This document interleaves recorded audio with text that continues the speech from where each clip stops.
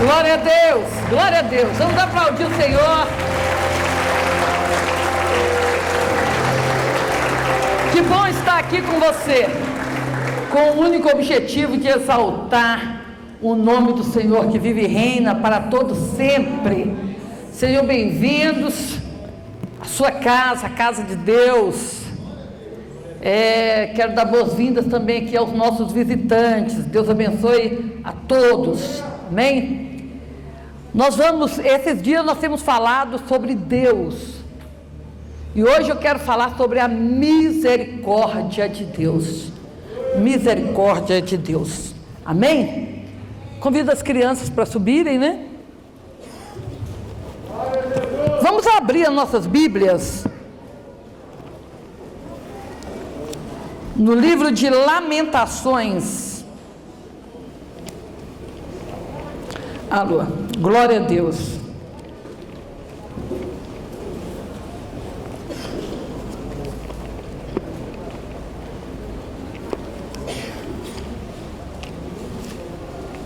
Lamentações fica bem próximo do livro de Jeremias. Gostaria de pedir aos irmãos bastante reverência, que ninguém ficasse se movimentando, conversando na hora da palavra. Lamentações capítulo 3. Nós vamos falar sobre a misericórdia de Deus. Antes vamos orar. Pai, nós te agradecemos pela sua infinita misericórdia. Estamos aqui porque o Senhor tem nos abençoado. É pelo seu favor que nós estamos aqui. Por isso nós te agradecemos por esta oportunidade. Abençoe os irmãos que estão nos ouvindo em casa. Abençoe cada um dos irmãos que vieram aqui hoje para ouvir a tua palavra. Nos alimente, Senhor. Alimente o nosso espírito, em nome de Jesus. Amém. Lamentações capítulo 3, versículo 22 e 23, que diz assim: as misericórdias do Senhor são a causa de não sermos consumidos, porque as suas misericórdias não têm fim. Novas são cada manhã, grande é a tua fidelidade. Amém? Podem se assentar, meus amados. Quando Jeremias escreveu o livro de Lamentações, realmente ele estava vivendo um momento de lamento pela crise que o seu país e o seu povo estavam vivendo. A nação de Israel estava passando por uma crise econômica, espiritual, moral, política, e o povo estava desesperado. Os babilônicos tinham invadido Jerusalém e destruído toda a cidade. Então o cenário em que foi escrito o pequeno livro de Lamentações foi um cenário de destruição, um cenário de desolação, de decepção, de frustração, de muita angústia, de muita dor. E Jeremias então começa a orar e buscar a Deus, e no momento que ele ora, ele diz: eu quero trazer à memória aquilo que me dá esperança. E nós estamos vivendo esse momento também na nossa nação, de trazer à nossa memória aquilo que nos dá esperança. E não há nada mais forte que possa nos dar esperança do que a misericórdia de Deus. E Jeremias então começa a proclamar a misericórdia de Deus e a mostrar para o seu povo Um Deus que tem um caráter misericordioso. E a misericórdia de Deus é a única esperança daquela nação. E Jeremias então insiste para que o povo se agarrasse a ela. Tudo estava mal naquele país. Tudo estava mal naquele momento. Mas Jeremias tentava fazer o povo entender. Tudo está ruim. Mas poderia ser pior. Tudo está mal. Mas poderia ainda estar pior. Porque a misericórdia de Deus é a razão pela qual nós não somos consumidos. Jeremias estava dizendo: gente, está tudo complicado, mas nós ainda estamos vivos. Está tudo muito difícil, mas nós ainda estamos aqui na face da terra. E nós estamos aqui porque Deus foi misericordioso para conosco. Porque se não fosse pela misericórdia dele, nós nem estaríamos aqui. Gente, se nós sabemos que Deus é misericordioso, então vamos definir o que é misericórdia.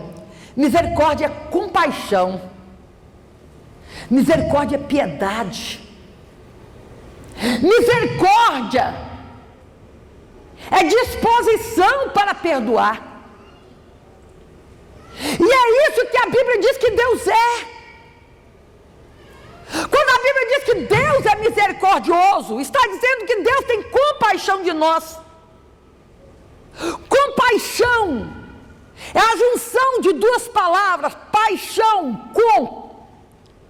Ou seja, aquilo que dói em você também dói em Deus. Aquilo que te faz sofrer também faz Deus sofrer. Porque Deus, mesmo sendo Deus e soberano, Ele tem a capacidade de praticar empatia.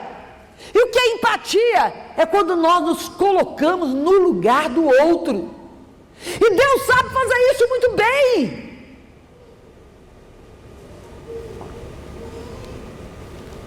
Deus sempre está disposto a nos perdoar.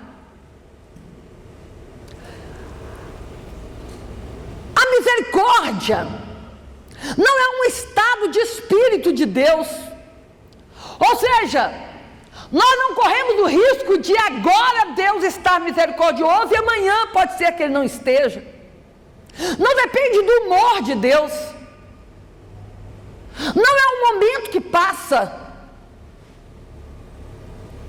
Jeremias falou assim, que a misericórdia do Senhor se renova a cada manhã.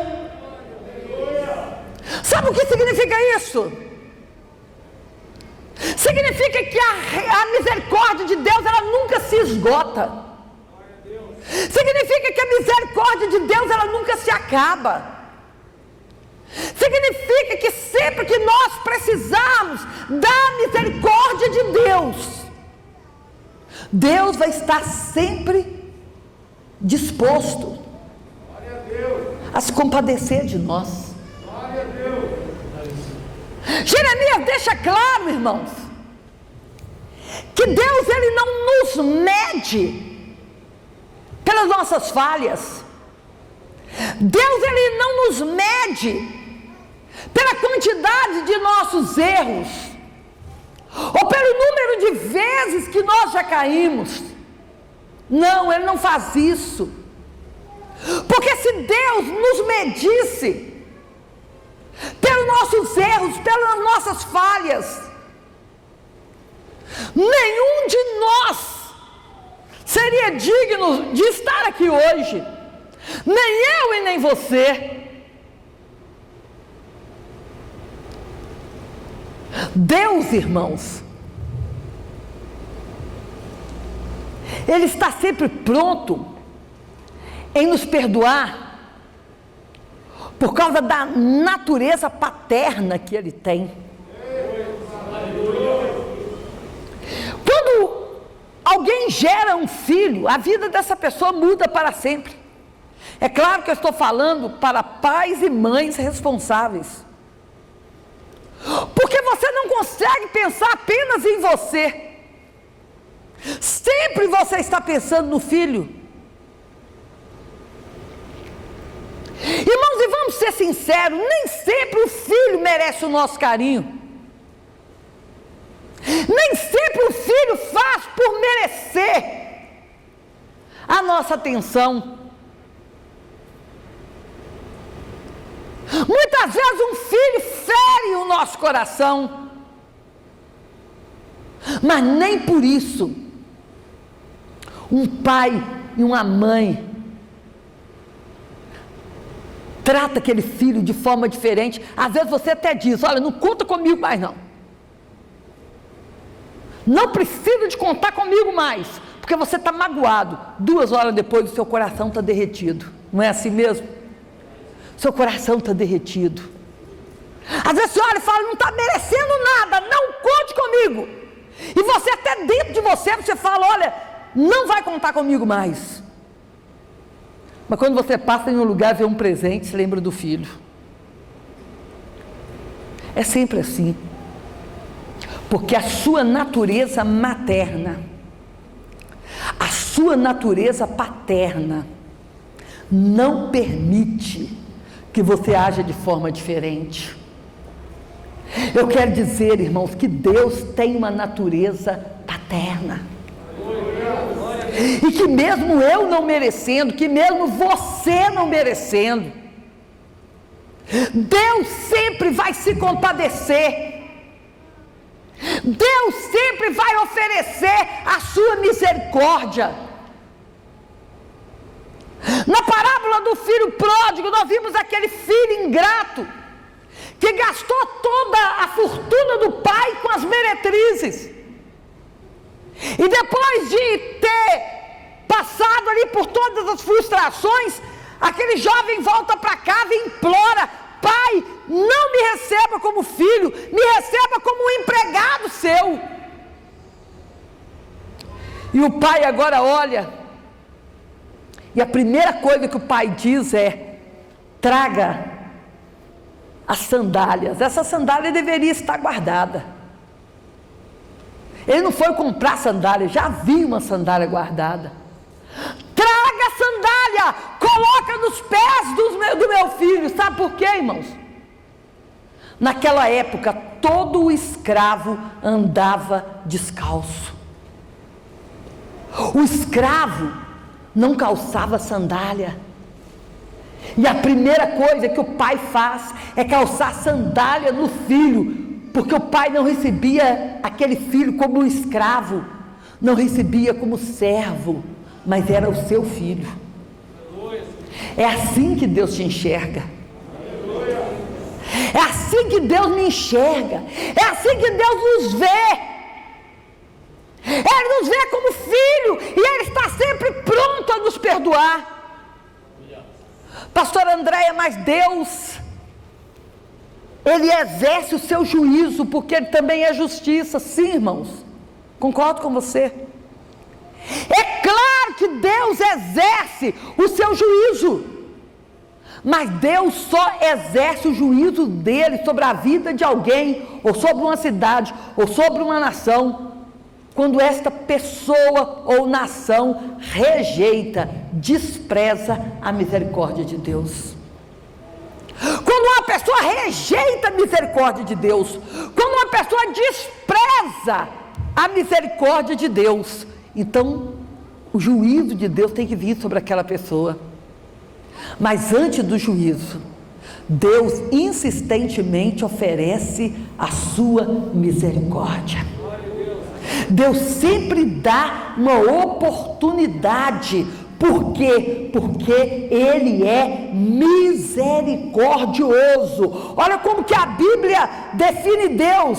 Em 1 Coríntios, capítulo 1, versículo 3, o apóstolo Paulo diz: bendito seja Deus e Pai de nosso Senhor Jesus Cristo, o Pai das misericórdias e o Deus de toda consolação. A Bíblia define Deus como Pai das misericórdias. A Bíblia define Deus como Pai das misericórdias. Salmo 103, verso 13 diz: assim como o Pai se compadece dos teus filhos, assim o Senhor se compadece daqueles que o amam.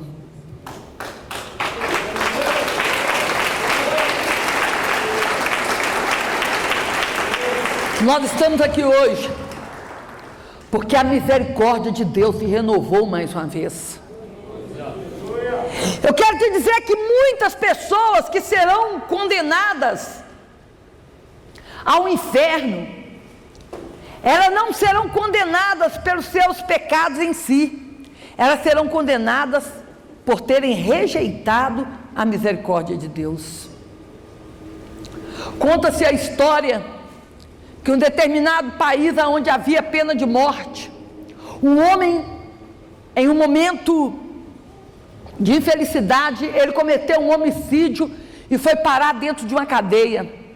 Mas os vizinhos dele gostavam dele e foram até o governador pedir a liberação daquele homem.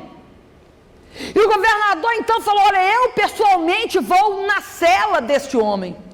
E o governador escreveu um indulto, uma carta, perdoando aquele homem, colocou dentro da Bíblia, e aquele governador se disfarçou e entrou dentro da cela e pregou o evangelho para aquele homem. E aquele homem rejeitou o evangelho.